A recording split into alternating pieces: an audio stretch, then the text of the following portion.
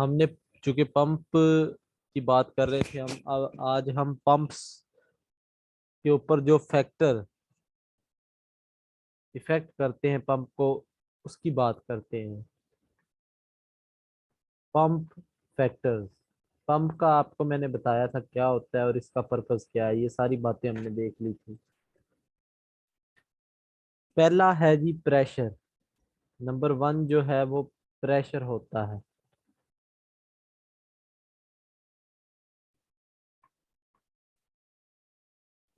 Pressure applied on, अब ये किस पर अप्लाई किया जा रहा है? लॉन्गर लेंथ कॉलम हो अगर,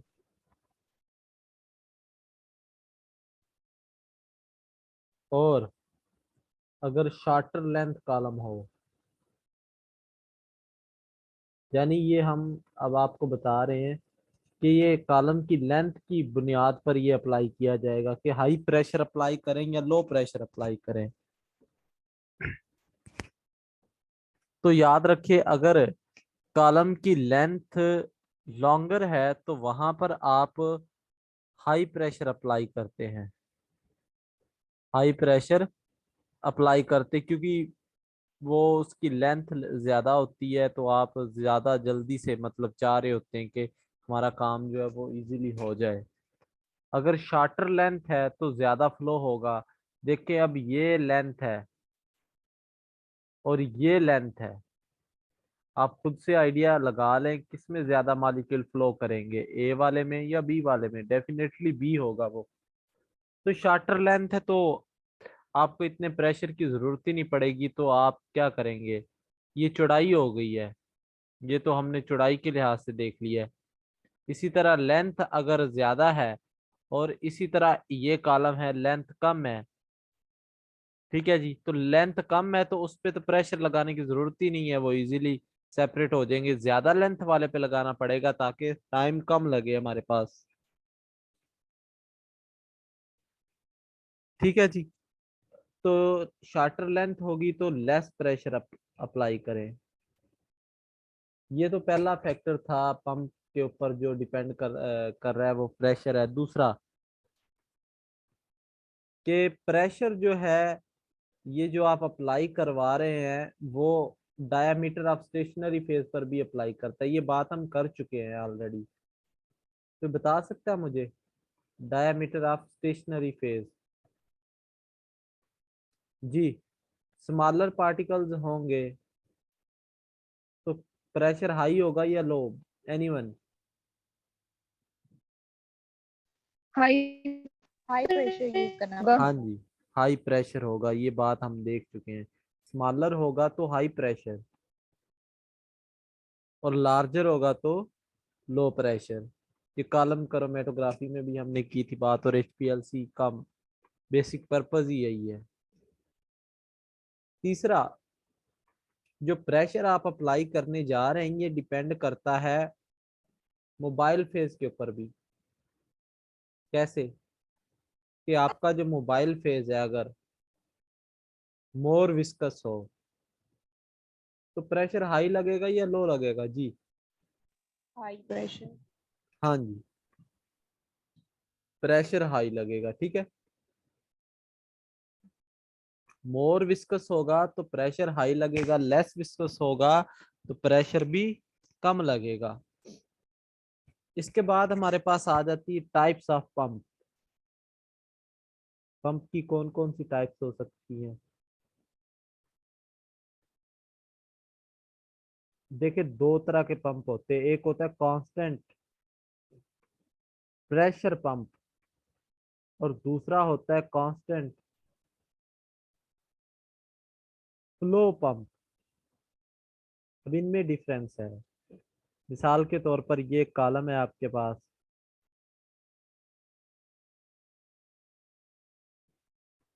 आप यहाँ पर प्रेशर अप्लाई करवा रहे हैं कांस्टेंट 2000 psi का, ठीक है जी, पर स्क्वायर इंच जो है ये आप प्रेशर अप्लाई करवा रहे हैं यहाँ पर। तो आइदर जो स्पीड है वह आपके सेपरेशन की वो हायर हो सकती है या लेस हो सकती है। समझ आ रही बात की कि प्रेशर कांस्टेंट है, स्पीड हाई भी हो सकती है, फ्लो रेट जो है वो डिफरेंट हो सकता है। फ्लो रेट वो वेरी कर सकता है, कम हो सकता है या ज्यादा हो सकता है। और कांस्टेंट फ्लो की बात करवा रहे हैं यहाँ पर, आप क्या करेंगे जी, स्पीड ऑफ मोबाइल फेज जो होगी उसको आप कांस्टेंट रखेंगे, रेट जो होगा उसको आप कांस्टेंट रखेंगे यहाँ पर। तो ये बात आपने याद रखनी, दो तरह के पंप हैं। अच्छा, इसके बाद आ जाता है क्राइटेरिया फॉर एचपीएलसी पंप, के एचपीएलसी के लिए आप जो पंप यूज कर रहे हैं उसका क्या क्राइटेरिया है। नंबर 1, रिलायबल होना चाहिए, और ये जो मटेरियल जिससे ये बना हो इनर्ट होना चाहिए। ऐसा ना हो कि ये आप जो मटेरियल इसमें मोबाइल फेस डाल रहे हैं उसी के साथ रिएक्शन कर ले। तीसरी बात, able to deliver higher volume, यानी जो मोबाइल फेज आप यूज कर रहे हैं उसका हायर वॉल्यूम ये ट्रांसफर करने का कैपेबल होना चाहिए, अप टू 10 ml/मिनट, यानी 1 मिनट में 10 ml ये ट्रांसफर करवा दे। इसके बाद ये हाई प्रेशर पर सॉल्वेंट को डिलीवर करने का पाबंद होना चाहिए। हाई प्रेशर पर सॉल्वेंट को डिलीवर करने का, ऑलमोस्ट जो प्रेशर वो 8000 psi ये बियर कर सके। पांचवा, डिलीवर करे ये पल्स फ्री सॉल्वेंट, यानी कोई वक्फा ना आए, पाज ना आए, कोई भी सॉल्वेंट फ्लो में कोई रुकावट ना आए। तो ये इसका क्राइटेरिया है। आप एचपीएलसी पंप अगर यूज करवा रहे हैं तो उसका जो क्राइटेरिया है वो हमने यहाँ पे लिख दिया है। इसके बाद पंप के बाद हमारे पास आ जाता है कॉलम इन एचपीएलसी। एचपीएलसी में कौन कौन से कॉलम हो सकते हैं, आप लोगों ने पढ़ा है, डायग्राम भी मैंने आपको बनाकर बताया था इसका। दो तरह के कॉलम हम यूज कर रहे थे, एक कौन था, गॉड कॉलम, दूसरा कौन था जी, सेपरेटिंग आर एचपीएलसी कॉलम। दो तरह के कॉलम थे। ये जो दो कॉलम है ये दोनों के दोनों कॉलम स्टेनलेस स्टील के बने होते हैं, स्टेनलेस स्टील से मिलकर बने होते हैं, और ये हाई प्रेशर को बियर कर सकते हैं, can bear high pressure. High pressure को ये बियर कर सकते हैं और स्टेनलेस स्टील के बने होते हैं।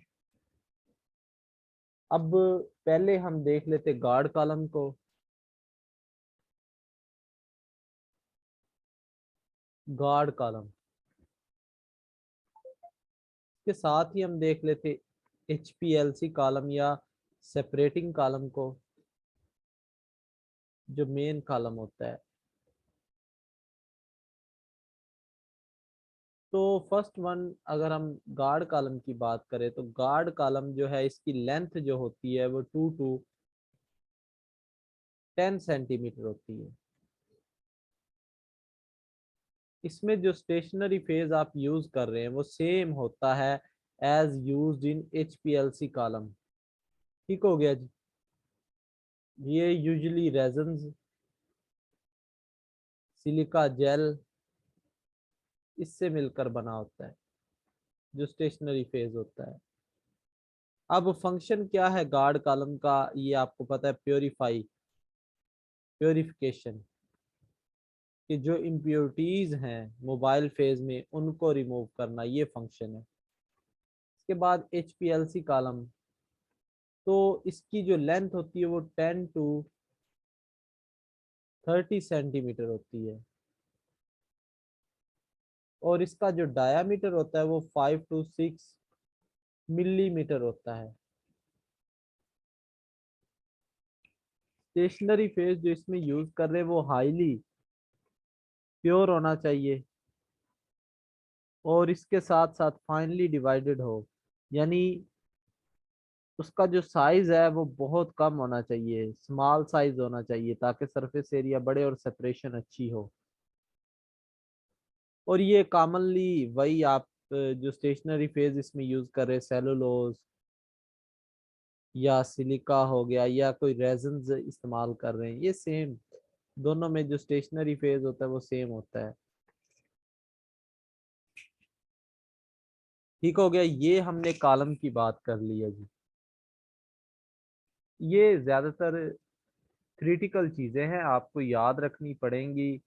जो कॉन्सेप्ट है जहाँ पर वो मैं आपको बताता जा रहा हूँ कि इसका फंक्शन क्या है।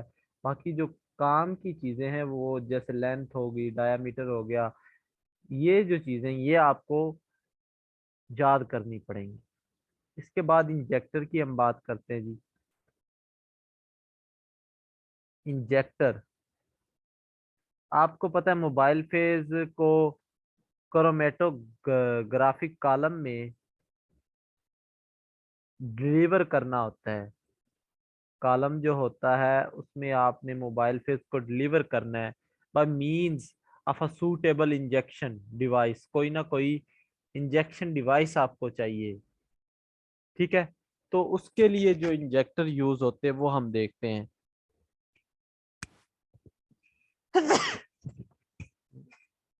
नंबर 1 है जी सेप्टम इंजेक्टर। इंजेक्टर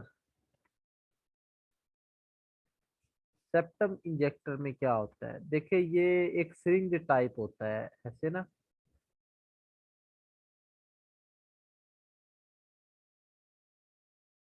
यहाँ पर इसका पिस्टन होता है और यहाँ पर इसके आप सैंपल लोड करवाएं।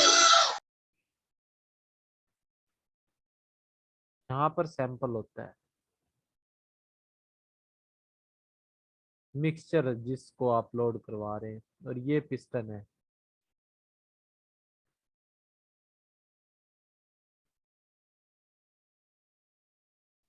ये आपकी सिरिंज होती है एक्चुअल में।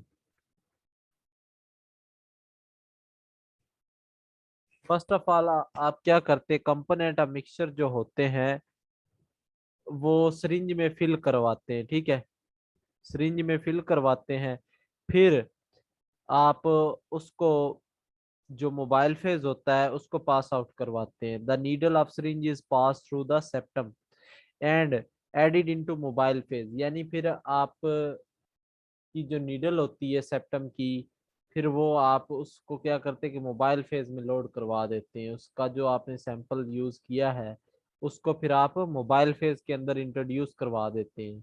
बस इसका जनरल सा फंक्शन याद रखें, सेप्टम इंजेक्टर नाम याद रख लें और इसका काम क्या है वो देख लें। फिर इसके बाद stop flow septum less injection होता है, ये इसका भी नाम याद रख लें, स्टॉप फ्लो सेप्टम। इतनी डिटेल में वो पूछेगा नहीं क्वेश्चन आपसे, सेप्टम लेस इंजेक्शन। ठीक है, सेप्टम बेसिकली पर्दा होता है, ये आपको भी पता होगा ना। ठीक है, तो ये एक्चुअल में इसकी डायग्राम ये होती है सेप्टम इंजेक्टर की ना, ये मशीन होती है इस तरह से। यहाँ पर आप डिफरेंट सॉल्वेंट प्रेजेंट होते हैं, यहाँ पर सॉल्वेंट होते हैं, मोबाइल फेस जो होते हैं ना वो यहाँ पर प्रेजेंट होते हैं। और यहाँ पर आपका वो सेप्टम होता है, वो पर्दा होता है, और बाहर से आप सिरिंज की मदद से, सिरिंज जो आप यूज करवा रहे हैं ये सिरिंज है और ये आपका सेप्टम है, और इस सेप्टम के अंदर होल होता है, सुराख होता है। ठीक है, यहाँ पर आप सेप्टम के अंदर सैंपल लोड करवाते हैं और फिर ये मोबाइल फेज के अंदर चला जाता है। तो ये होती है आपका जो बेसिकली फंक्शन ना। लेकिन stop flow septum less injection में क्या होता है कि वहां पर कोई भी सेप्टम यूज नहीं होता। Stop the flow of mobile phase and inject the sample into HPLC machine and turn on the machine. इसमें सिंपल यही है कि मोबाइल फेज का फ्लो आपने रोक देना है, ऑफ कर देना है। उसको रोकने के बाद फिर आप उसके अंदर जो सैंपल है वो लोड करवा देंगे और एचपीएलसी मशीन को रन करवा देंगे। जस्ट ये फंक्शन है इसका। ठीक है जी। इसके बाद नेक्स्ट है micro volume sampling valve.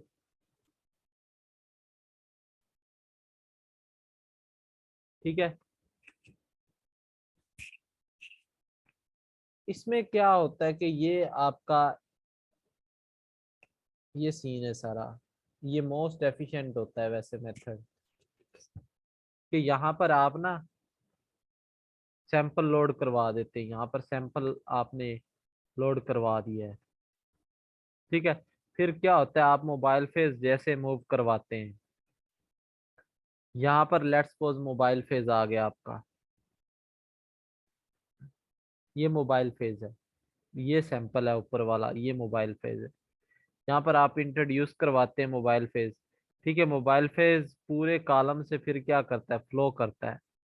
Flow करता है, इनलेट्स हैं ये जो है ना बने हुए, ये इनलेट्स हैं, ये डॉट्स जो आपको नजर आ रही है ये इनलेट्स हैं। ठीक है। यहाँ पे फिर ये लोड होता जाता है, फिर ये होता जाता है। इस तरह से ये सैंपल को फिर अपनी तरफ ले आता है और ये एक सर्कल सा बन जाता है। और जो वेस्ट सैंपल होता है वो बाहर आ जाता है। ठीक है, सेपरेट आउट वेस्ट जो सैंपल होता है।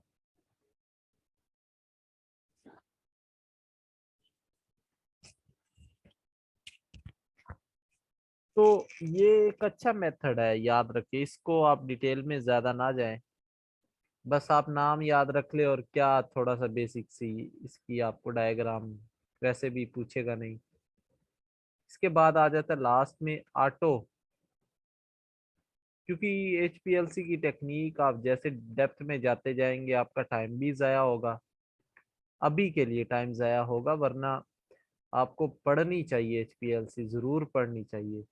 अभी आपके पास टाइम कम है, डिटेल में समझेंगे तो टाइम चाहिए आपको।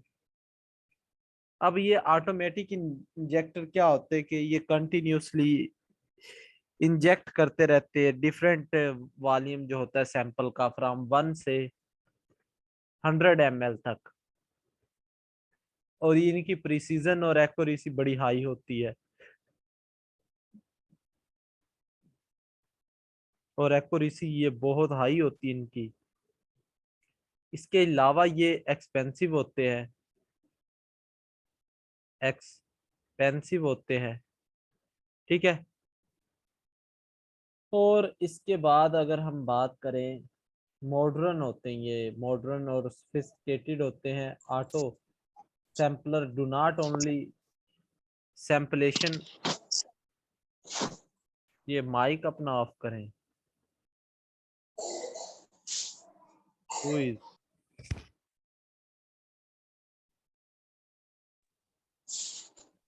सिमाब, ये क्या नाम है आपका, और ये अपना माइक ऑफ करें।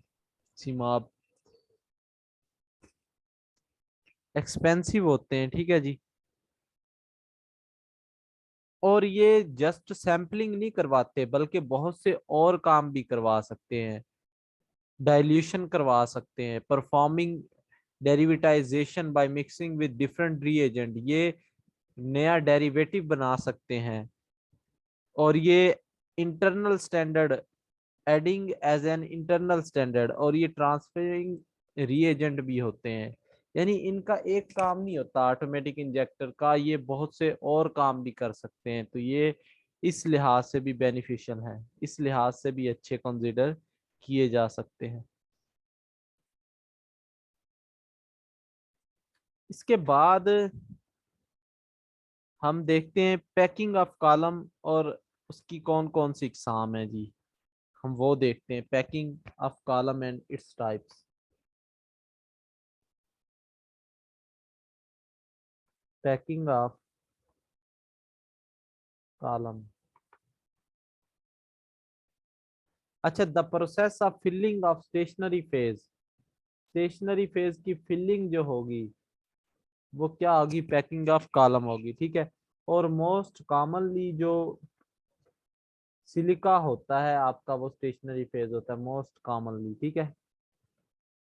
पैकिंग मटेरियल जो है वो शुड हाईली पैक्ड, और उसके पार्टिकल का साइज ऑलमोस्ट 3 to 10 माइक्रोमीटर होना चाहिए। Actually particle size varies from 70 micron to 230 micron, इतना ये पार्टिकल साइज वेरी करता है, ठीक है। ये पार्टिकल का जो साइज होता है वो अकॉर्डिंग टू आप जो एड्सॉर्ब करवाना चाह रहे कंपोनेंट, उनके मुताबिक ये हम मॉडिफाई भी कर सकते हैं, modify according to your demand. और जो गार्ड कॉलम में पार्टिकल का साइज होता है वो याद रखे 30 to 70 माइक्रोन होता है, ठीक है जी। ये गार्ड कॉलम में होता है। दो कॉलम जो अभी हमने पढ़े हैं, ये गार्ड कॉलम में होता है। तो ये तो पैकिंग की बात हमने की थोड़ी बहुत, ठीक है, कि किस तरह से हम देख सकते हैं इसको। इसके बाद एक असाइनमेंट है आपके लिए, बहुत ही ज्यादा इम्पोर्टेंट है,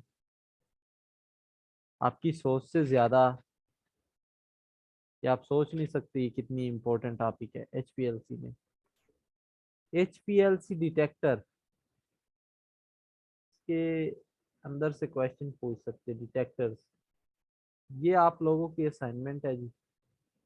आपने एचपीएलसी डिटेक्टर्स कैसे लिखने, कैसे हैं उनके नाम लिखने हैं। जैसे मैं कहता हूँ रिफ्रैक्टिव इंडेक्स आर आई, उसकी पहले तो डिफाइन करेंगे कि आप के नज़दीक, आपके नज़दीक नहीं, साइंटिफिक कम्युनिटी के नज़दीक उसका क्या फंक्शन है। पहले डिफाइन कर दिया, फिर उसका फंक्शन बता दिया, ठीक है। अगर ज़रूरत है डायग्राम की तो वो बनाएंगे। फिर जैसे इसके बाद आ जाता है कंडक्टिव मेथड, ये भी यूज हो सकता है डिटेक्शन के लिए, कंडक्टिव मेथड। तो इसका क्या फंक्शन है ये आपने बता देना। यूवी विजिबल डिटेक्टर है, तो इसका क्या फंक्शन है, डिफाइन उसको क्लियरली।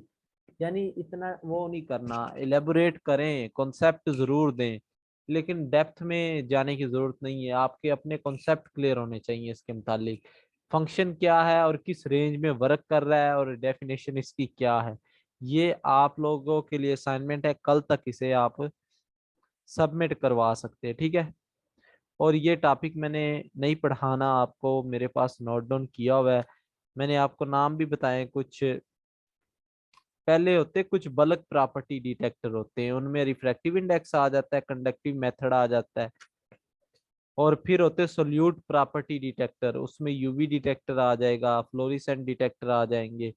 फिर आ जाती टाइप्स इलेक्ट्रिकल कंडक्टर्स, उसमें मास स्पेक्ट्रल डिटेक्टर भी आ जाते हैं, फिर मल्टीपर्पज डिटेक्टर भी होते हैं, ठीक है। ये आपने कुछ देख लेना इसके मुतालिक।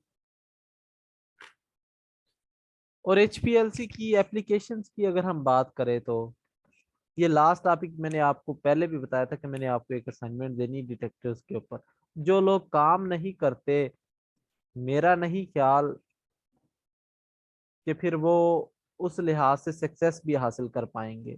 टू बी ऑनेस्ट, बहुत ही ऑनेस्टी के साथ ये मैं बात कर रहा हूँ कि जो लोग काम नहीं कर रहे प्रॉपर वे में, तो वो चाहे मेरे 20 सेशन ज्वाइन कर ले या मुझसे अच्छे किसी टीचर के ज्वाइन कर लें, बल्कि मुझसे सभी अच्छे हैं, उनके ज्वाइन कर लें, तो टीचर ने आपको ये, उनके पास कोई ऐसी पुड़िया तो है नहीं कि वो आपके दिमाग में घोल कर डाल दें और आप पेपर दे आए और टॉप कर जाएं।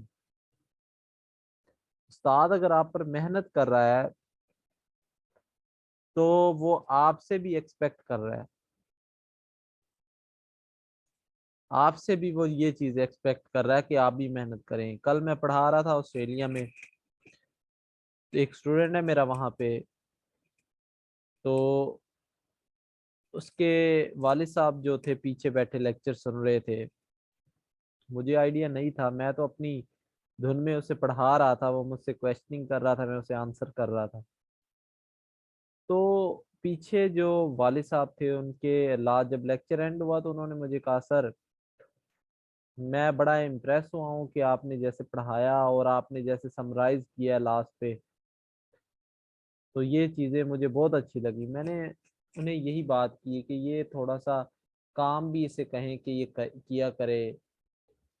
आपका बच्चा ठीक है, ज़हीन है, लेकिन जो काम मैं इसे देता हूँ उसको भी कहते, सर बिल्कुल आपकी ठीक बात है कि काम जो है टीचर जो है वो आपको जस्ट एक पाथ प्रोवाइड कर देगा, गाइडलाइन दे देगा, लेकिन काम तो आपको ही करना पड़ेगा ना। टीचर तो आपके लिए, उन्होंने कहा, हलवा है। सेम वर्ड है जो मैं रिपीट कर रहा हूँ। वो अपने बच्चे को समझा रहे थे मेरे सामने ही, ऑनलाइन लेक्चर था चुके। तो उन्होंने यही बात मुझसे की कि टीचर आपके लिए हलवा है, मतलब अपने बच्चे को बताने की कोशिश कर रहे थे कि बाकी जो आपने काम करना है, जो आपको उस्ताद कहते हैं वो लाजमी करें, उसको फॉलो करें। अदरवाइज आपको बुक्स पढ़ लेंगे, वो चीज़ें शायद ना आए जितनी आपको एक उस्ताद सिखा रहा है, और जो काम वो आपको देता है उसको अगर आप प्रॉपर वे में करेंगे। देखिए मुझे आप कह लें कि हर बंदा ही अपनी लाइफ में बिजी है। मैं बजाते खुद पिछले दिनों में मसरूफ था, आपके लेक्चर भी नहीं ले सका, लेकिन फिर भी टाइम निकाल के मैं आपको लेक्चर सेंड करता रहा हूँ, और जो जो काम टेस्ट था टेस्ट बना के आपको सेंड करता रहा हूँ। तो टाइम निकालना पड़ता है। अगर आप ये कहें कि सर जी हम ये हैं वो हम ये काम कर रहे हैं, तो फिर बेटा आप पीपीएससी का ध्यान हटा लें, किसी और फील्ड की तरफ सोच लें, क्योंकि ये काम मसरूफ लोगों का तो है नहीं कि जिनको लगता है कि हम जस्ट अपनी जॉब भी करें और आके बस मोबाइल भी चलाएं, फेसबुक यूट्यूब व्हाट्सएप पर रहें और हम पीपीएससी क्लियर कर जाएं, तो ऐसा नहीं होगा। फिर आप लोग पीपीएससी को छोड़ दें, जो जॉब प्राइवेट कर रहे हैं या कोई सरकारी है, छोटी मोटी जॉब जो भी है उसको कंटिन्यू करें। पीपीएससी आपके बस का काम नहीं है फिर। आई होप आपको बात समझ आई होगी। तो हम बात कर रहे थे एप्लीकेशंस की, और मोस्टली लोग मुझसे क्वेश्चन ऐसे कर रहे होते हैं, सर ये बता दे, जब उनको काम कहा जाता है तो वो काम नहीं करते, और मुझे बहुत अफसोस होता है उन पर कि फिर आपको क्वेश्चन पूछने का हक भी नहीं, अगर आप उस्ताद की बात भी नहीं मान रहे तो आपको कोई हक नहीं है उस्ताद से क्वेश्चन करने का, जब आप उस्ताद की बात ही नहीं मान रहे हैं।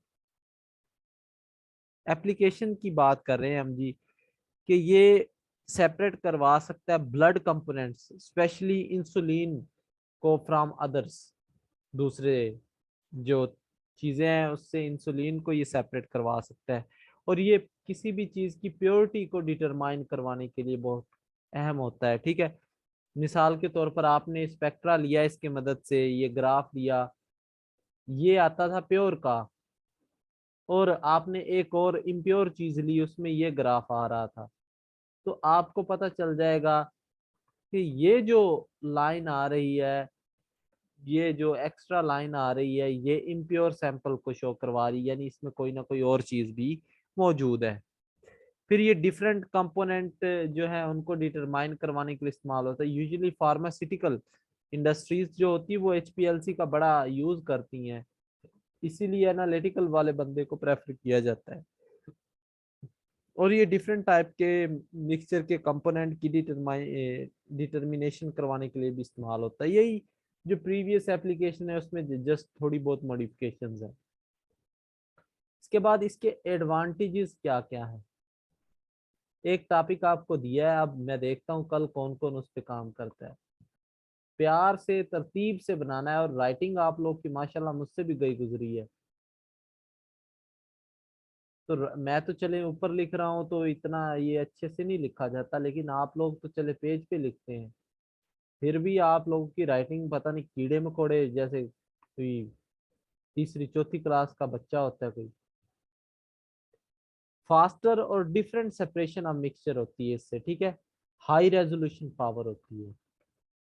हाई रेजोल्यूशन पावर होती है, अच्छे से ये सेपरेशन करवा देता है, ठीक है। और ये एक्यूरेट मेथड होता है, एक्यूरेट मेथड होता है, और ये दोनों एनालिसिस करवा सकता है, क्वालिटेटिव भी और क्वांटिटेटिव भी, ये भी याद रख लें, क्वालिटेटिव और क्वांटिटेटिव दोनों एनालिसिस करवा सकता है। और इसमें आप रिपीटिव और रिप्रोडक्टिव एनालिसिस भी करवा सकते हैं, यानी बार बार अभी करवाते जाएंगे तो सेम रिजल्ट आएंगे। और ये मोस्ट वर्सटाइल है, जो एचपीएलसी की टेक्निक है, ये बड़ी यूजफुल होती है और इम्पोर्टेंट वन है। और इसके मदद से आप मल्टीपल कंपोनेंट जो है आप मिक्सचर, उनका भी एनालिसिस करवा सकते हैं, मल्टीपल कंपोनेंट ऑफ मिक्सचर, ठीक है जी। तो ये कुछ इसके एडवांटेज थे, और ये एचपीएलसी का जो टॉपिक है ये आपका जितना करवाना था मैंने उतना आपको करवा दिया है। इसके बाद जीसी रह जाएगी, उसका एक छोटा सा लेक्चर होगा, वो ज्यादा डिटेल में नहीं जाएंगे। और कल जीसी इंशाल्लाह खत्म हो जाएगी, उसके बाद मैं आप लोगों को फिर स्पेक्ट्रोस्कोपी भी करवा दूंगा। आल्दो मैंने ये चीजें करवा दी हैं, स्पेक्ट्रोस्कोपी का मैंने आपको बताया कि आप वहां से मेरे चैनल पे लेक्चर सुन सकते हैं, लेकिन दोबारा से मैं आपको करवा दूंगा स्पेक्ट्रोस्कोपी, आईआर, एनएमआर और यूवी विजिबल, ये टेक्निक्स हम कर लेंगे इंशाल्लाह। आप लोगों का कोई भी सवाल है तो आप लोग पूछ सकते हैं, वरना फिर आज के लिए हम मीटिंग एंड करते हैं जी।